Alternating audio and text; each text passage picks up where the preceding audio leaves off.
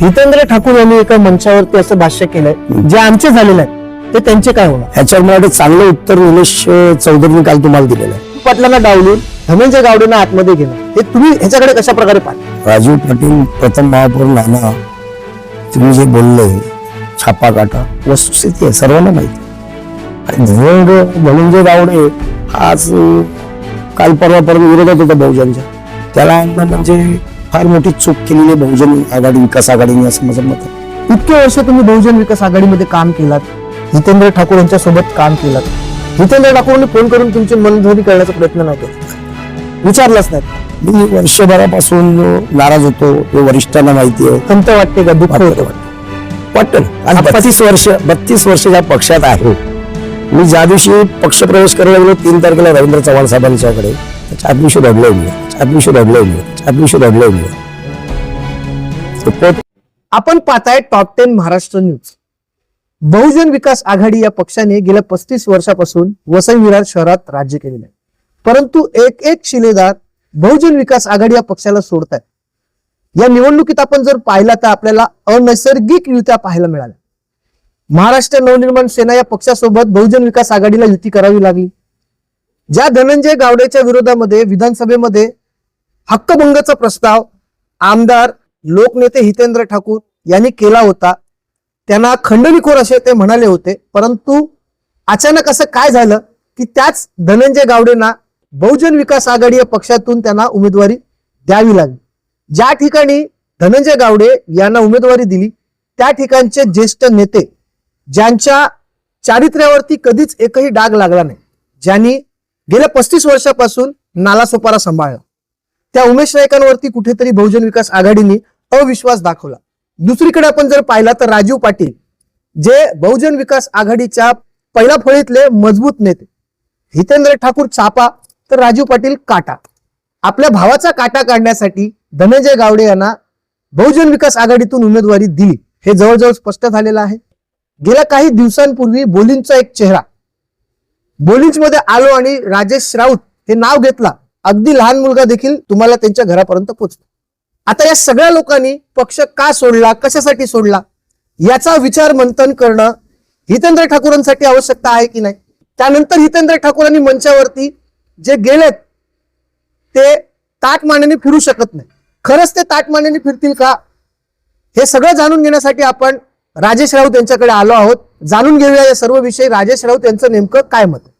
राऊत साहेब, top 10 Maharashtra news मध्ये तुमचं स्वागत. पहिल्यांदा तुमचं सर्वांचं टॉप 10 महाराष्ट्रातले तुम्ही दीपक कोटेकरांचा मी पहिल्यांदा आभार मानतो की तुम्ही माझी आज न्यूज, एवढा मी मोठा नाहीये की माझी तुम्ही बाईट घ्यायला आलात. छोटा माणूस आहे मी, स्वामींचा भक्त आहे आणि एक छोटा कार्यकर्ता आहे. तुम्हाला आभार मानतो मी तुमचं. तुम्ही आता स्वतःला छोटा म्हणाले, तर हनुमंत पण रावणाच्या लंकेत जाऊन तिथे आग लावून आले होते. रावणाने देखील त्याला छोटं समजलं होतं, परंतु तिथेच ती लढाई ते जिंकले होते. पक्ष का सोडला? खरं म्हणजे त्याविषयी मला बोलायचंच नाही. मी एवढ्या दिवसात माझ्या मिसेसनी पण त्या दिवशी तुम्ही मला फॉर्म भरलात तेव्हा ज्योती राऊतला मी हा प्रश्न विचारते, बोलले मला बोलायचं नाही. कसं आहे, ज्या पक्षात 32 वर्ष आम्ही होतो, एकनिष्ठेने होतो, कोणी सांगावं, कधी कुठल्या लाभापोटी नाही, काही नाही. आणि त्याच्या आधी 4-5 वर्ष आधीपासून त्यांच्या परिवाराशी मी जोडलं गेलो, परिवाराचं नातं. त्याच्यामुळे त्याच्याशी बोलणं आणि आपण एखादा, आता समजा मी आणि मला 1 वर्ष आधी जर कोणी विचारलं असतं तर मी बोलायचो का आमचा बहुजन हा पक्ष नसून हा परिवार आहे. आणि आता मी तिकडे मला नाही काही तत्व पटली किंवा मला काही पटल्या नाहीत गोष्टी, स्वाभिमान आहे, बाजूला जातो. हितेंद्र ठाकूर यांनी एका मंचावरती असं भाष्य केलंय, जे आमचे झाले नाहीत ते त्यांचे काय होणार? ह्याच्यावर मला चांगलं उत्तर निलेश चौधरीने काल तुम्हाला दिलेलं आहे, तेच उत्तर माझं असणार आहे. राजू पाटील इतका मोठा नेता, एकेकाळी राजू पाटील यांनी बहुजन विकास आघाडीला डोक्यावर नेऊन फिरवली होती, ज्यांनी मॅरेथॉन सारखी स्पर्धा या वसई विरारमध्ये आणली. त्या राजू पाटलांना डावलून धनंजय गावडेंना आतमध्ये घेणं, हे तुम्ही ह्याच्याकडे कशा प्रकारे पाहता? राजीव पाटील, प्रथम महापौर नाना, तुम्ही जे बोलले छापा काटा, वस्तुस्थिती आहे, सर्वांना माहिती आहे. आणि धनंजय गावडे हा आज काल परवापर्यंत विरोधात होता बहुजनच्या, त्याला आणणं म्हणजे फार मोठी चूक केलेली बहुजन आघाडी, विकास आघाडीने, असं माझं मत आहे. मनसे सोबतच्या युतीबद्दल काय सांग?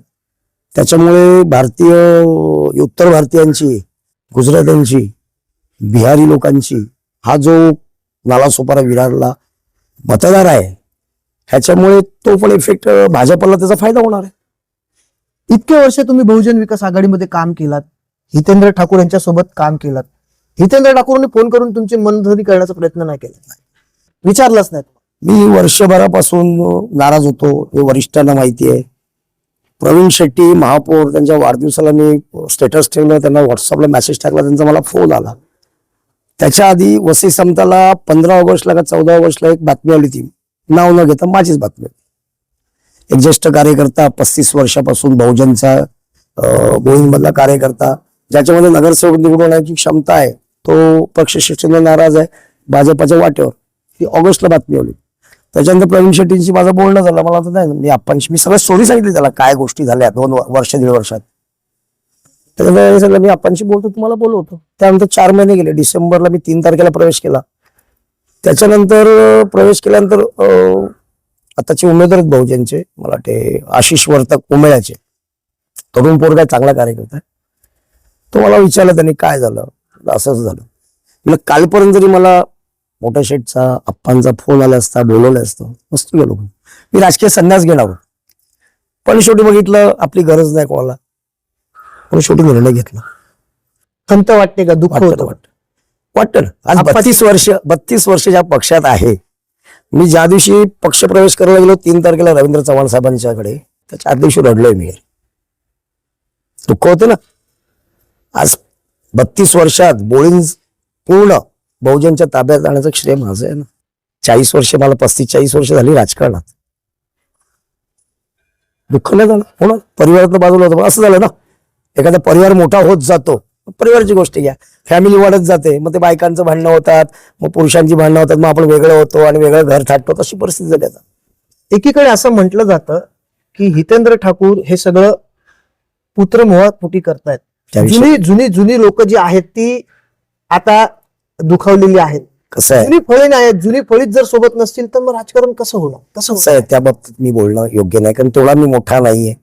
आप्पांविषयी, हितेंद्र ठाकूरविषयी बोलणं इतका मी मोठा नाही. पण आता जुने सगळेच लोक, पण तिकडे एकनिष्ठ होतो 32 वर्षापासून, आता भारतीय जनता पार्टीत एकनिष्ठ राहणार, हा शब्द आहे. 1 वर्ष तुमच्या मनामध्ये जेव्हा तळमळ होती, तेव्हा तुम्ही राजू नाना आणि हितेंद्र आप्पा या दोघांना एकत्र येण्यासाठी काय प्रयत्न केलेत का? तुमची अशी इच्छा व्हायची का की दोघ जण एकत्र झाले? पाहिजे होते ना, व्हायला पाहिजे. म्हणजे मोठी लोक आहेत, दोघंही मोठे आहेत, दोघंही मोठे. त्याच्याबद्दल मी बोलणं योग्य नाही.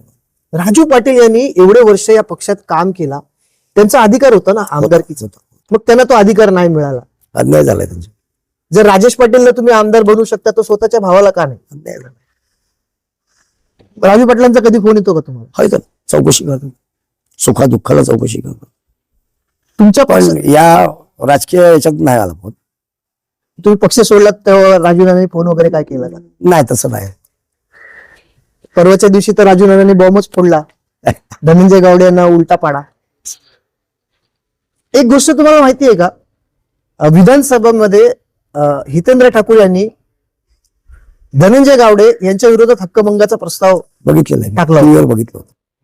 आणि आज त्याच हितेंद्र ठाकूरांनी त्याच धनंजय गावडेंना उमेदवारी दिलेली आहे. याचा अर्थ निलेश चौधरी स्वतःच्या भावाचे पंख छाटलायचे आहेत. दुसरीकडे आपण जर पाहिलं तर तिथे उमेश नाईक होते, उमेश नाईकांचे पण पंख छाटले गेले. निलेश चौधरींचा विजय पक्का झालेला आहे, फायनल.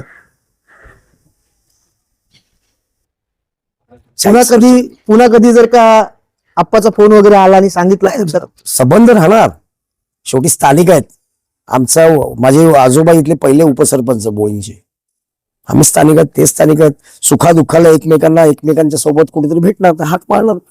रिलेशनचा मला दिवशी फॉर्म भरताना किरण ठाकूर भेटले, त्यांना मी शुभेच्छा दिल्या, त्यांनी मला शुभेच्छा दिल्या. आम्ही एकमेकांना गळामिठी केली. रीटा सर्वया भेटल्या, त्यांना शुभेच्छा दिल्या. रिलेशन राहणार ना.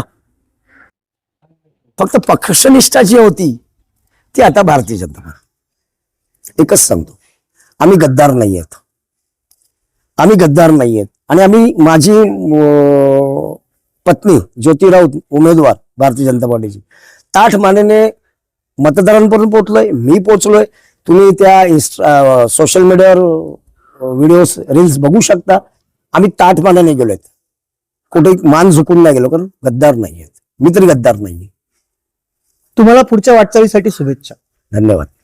बहुजन विकास आघाडी पक्षातून जुने नेते का चाललेत? आपला भाऊ राजू नाना का नाराज आहे? असं काय घडलंय की दोन भाऊ एकत्र येत नाहीत? ठाकरेंचं मनोमिलन झालं, परंतु पाटील आणि ठाकूर यांचं मनोमिलन झालेलं नाही. खरं तर या निवडणुकीला बहुजन विकास आघाडीला राजू पाटील नाना यांची अत्यंत गरज होती. असं असताना हितेंद्र ठाकूर यांनी जर राजू पाटील यांची मनधरणी केली असती तर आज जवळजवळ चित्र काहीसं वेगळं होतं. धनंजय गावडे यांच्या विरोधात विधानसभेत हक्कभंगाचा प्रस्ताव टाकून त्यांना खंडणीखोर बोलून त्यांच्यावरती गुन्हे दाखल करायला लावले. त्याचं कारण हितेंद्र ठाकूर होते आणि आज त्याच धनंजय गावडेंना त्यांना त्यांच्याच पक्षातून उमेदवारी द्यावी लागली. या उमेदवारी देण्यामुळे उमेश नाईक जे 35 वर्षापासून नालासोपारा सांभाळत आहेत, ज्यांच्या व्हाईट कॉलर म्हणून त्यांना म्हटलं जातं, त्यांच्या कॉलरवरती एकही डाग नाही, अशा चारित्र्याचा माणूस बहुजन विकास आघाडीला नकोय का? आणि खरंच बहुजन विकास आघाडीला जुनी माणसं नको आहेत का? आपल्या सर्वांना याविषयी काय वाटतं? खास करून बहुजन विकास आघाडीचे जुने नेते, बहुजन विकास आघाडीचे कार्यकर्ते कमेंटच्या माध्यमातून बिंदास तुम्हाला जी कमेंट करायची आहे ती करू शकता. Top 10 Maharashtra news, Vasai Virar.